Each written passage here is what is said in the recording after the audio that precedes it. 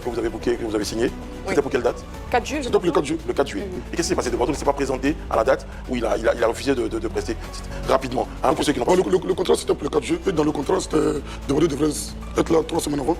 Pour 3 semaines, c'était quoi? Les gens disent non, pour se promener. Non, non, c'était pour aller passer sur les chaînes télé. Voilà, on a vu avec Moridja. Moridja est passé sur TV5, France 24, sur toutes les grandes chaînes télé. Donc, c'était pour faire la communication. Arrivé un moment, les tickets ne sortaient plus. On était à 10%. 9% d'abord, 9%.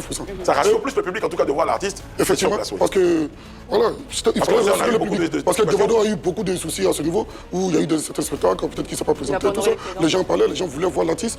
Ça allait les rassurer. Mais honnêtement, M. Nama, est-ce que 3 semaines, c'est pas trop pour un artiste qui était dans une période où il marchait bien? 3 semaines en France, et surtout que dans le contrat, c'était précisé qu'il ne devait pas faire d'autres prestations avant le grand concert, n'est-ce pas? Vous savez, tout se discute. Moridja, c'est le même contrat 3 semaines, mais il nous a expliqué que Moridja avait d'autres dates au Bénin. Donc Moridja vient en France, il passe sur les chaînes, on fait la communication, on lui paye encore les billets, il revient à Abidjan ou il n'est pas au Bénin. Après, elle revient encore.